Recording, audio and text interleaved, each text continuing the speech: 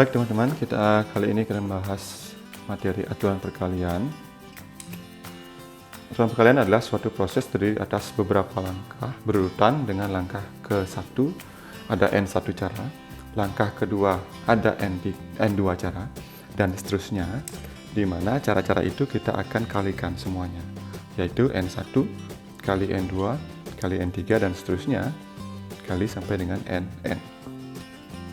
Untuk lebih memahami konsep daripada aturan perkalian ini, kita akan dapat contohkan, yaitu dari suatu kasus. Misalkan kita memiliki baju, ada dua baju, yaitu B1 dan B2.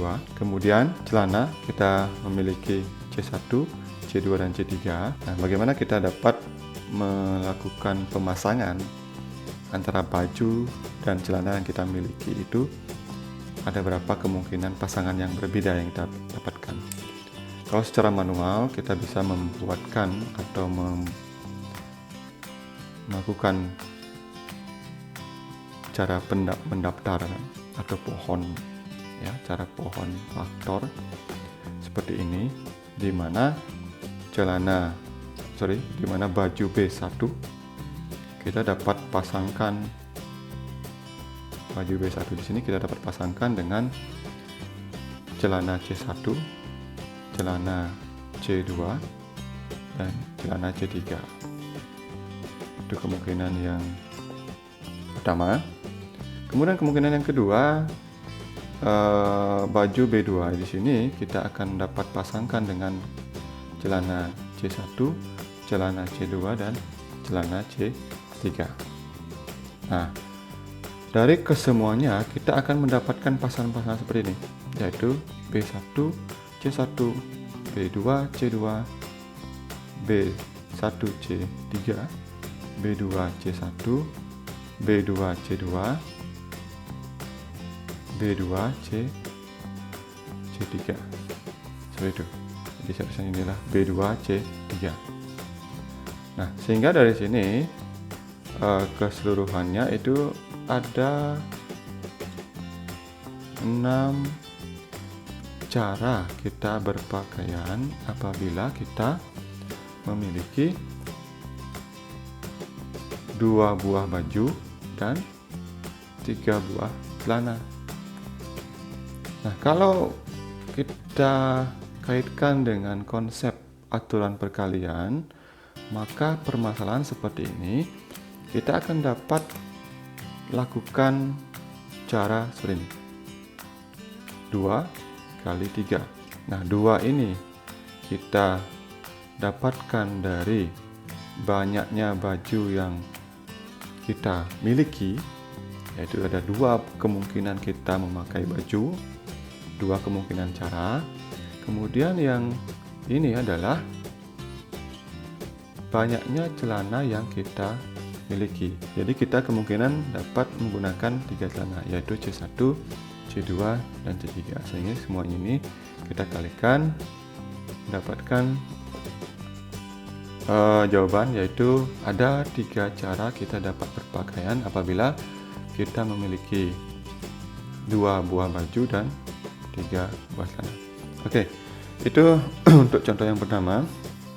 Semoga dapat dipahami teman-teman sekalian. Kita akan perdalam kembali dengan contoh yang berikutnya. Misalkan kita dihadapkan pada suatu permasalahan di mana kita melakukan perjalanan dari kota A dan kembali lagi ke kota A. Nah, di mana kita melakukan perjalanan dari kota A menuju kota B dulu, kemudian ke kota C. Dari kota C kita kembali lagi ke kota B, dan pada akhirnya kita kembali lagi pada kota A. Nah, di sini pertanyaannya ada 2. Yang pertama adalah itu boleh lewat jalan yang sama. Yang kedua, yang nomor B adalah tidak boleh lewat jalan yang sama. Nah, kita akan bahas satu-satu. Yang A dulu lah. Kita akan bahas yang A. Ini pertanyaannya adalah boleh lewat jalan yang sama. Jadi kita harus mendata kemungkinan perjalanan kita. Yang pertama, kita melakukan perjalanan dari kota A menuju kota B. Di sini ada dua jalan. Nah, sebelumnya harus kita misalkan dulu. Ada jalan A1, ada jalan A2. Terus kemudian ini dari B ke C ada 3 jalan. B1, B2, B3. Nah, di sini ada 2 jalan dari kota A ke kota B yang kita bisa gunakan dari kota A menuju ke kota B, yaitu jalan A1 dan jalan A2. Kemudian yang berikutnya, dari kota B menuju ke kota C, di sini kita memiliki 3 alternatif perjalanan, yaitu B1, B2, dan B3. Berikutnya, dari kota C kita kembali ke kota B, kita masih memiliki 3 jalan. Ya. Kemudian dari kota B sampai pada akhirnya di kota A, kita memiliki 2 jalan. Nah, seluruhannya ini kita akan lakukan konsep aturan perkalian. Maka 2 kali 3 kali 3 kali 2, hasilnya adalah 36 cara. Nah, seperti itu jawabannya untuk yang nomor A. Mudah-mudahan teman-teman bisa memahami. Yang B, kasusnya yang B adalah tidak boleh lewat jalan yang sama seperti tadi. Yang pertama, dari kota A menuju kota B, kita punya 2 jalan, yaitu A1, A2. Lanjut, dari kota B menuju kota C, kita memiliki 3 jalan, sama seperti tadi yang nomor A. Kemudian dari kota C kembali lagi ke kota B, kita akan memiliki 2 jalan. Kenapa 2 jalan? Saya jelaskan di sini kenapa 2 jalan. Misalkan saja dari kota B ke kota C tadi, kita memiliki alternatif 3 jalan, yaitu B1, B2, B3. Kemudian misalkan dari kota B ke kota C tadi, kita gunakan jalan B1. Maka dari kota C ke kota B itu kembali, kita tidak boleh lagi menggunakan jalan B1 karena sudah kita gunakan sebelumnya. Nah, maka jalan yang bisa kita gunakan dari kota C ke kota B di sini hanya jalan B2 dan jalan B3. Maka ada 2 jalan. Nah, lanjut lagi ke yang keempat adalah dari kota B ke kota A. Awalnya ada 2 jalan. Misalkan dari kota A ke kota B tadi di awal di sini kita gunakan jalan A1, maka jalan A1 di sini tidak boleh kita lagi gunakan untuk melakukan perjalanan dari kota B ke kota A. Hanya bisa kita gunakan jalan A2. Berarti di sini kasusnya hanya ada 1 cara. Nah, seperti itu.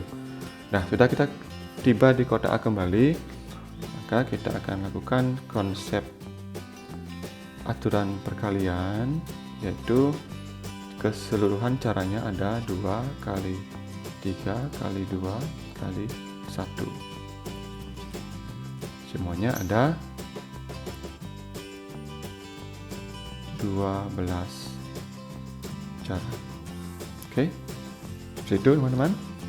Untuk permasalahan seperti ini, yaitu nomor A dan nomor B, di mana kasusnya berbeda. Yang A itu boleh lewat jalan yang sama, dan yang nomor B tidak boleh lewat jalan sama, di mana kedua pertanyaan itu mendapatkan cara yang berbeda. Yang berikutnya kita akan contohkan di sini, yaitu ada 6 angka, di mana angkanya ada 2, 3, 4, 5, 7, dan 9. Akan dibentuk suatu bilangan bulat yang terdiri dari 3 angka tanpa pengulangan. Oke, kita akan garis bawahi di sini. Kita akan membentuk 3 angka tanpa pengulangan. Berapa banyak bilangan genap? Ya, di sini diminta adalah bilangan genap yang dapat kita bentuk dari angka-angka 2, 3, 4, 5, 7, dan 9. Kita akan bahas.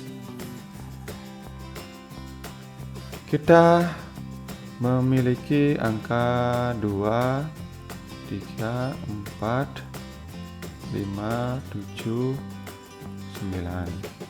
Ya.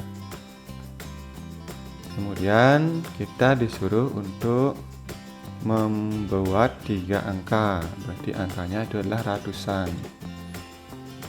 Kita buat aja kotaknya dulu. Ada 3 kotak yang kita harus buat karena di sini disuruh membentuk 3 angka.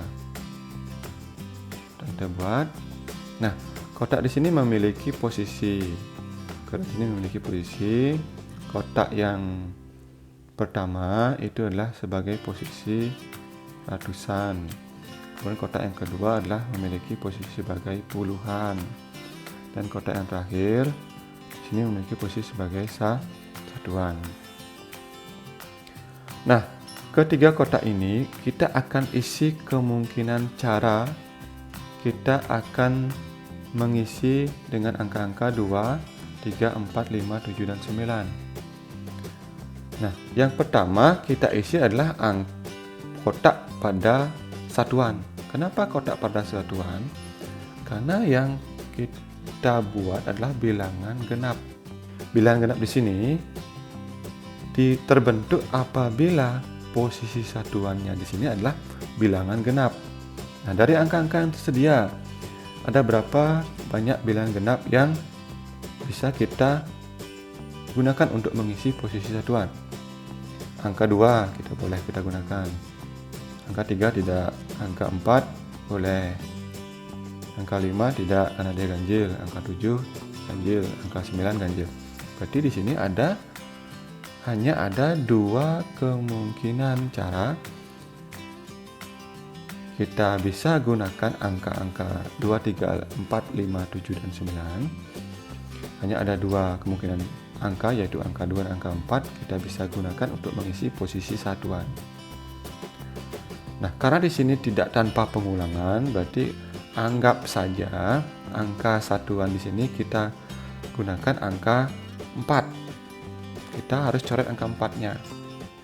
Nah, agar tidak kita gunakan kembali untuk mengisi posisi ratusan maupun posisi puluhan.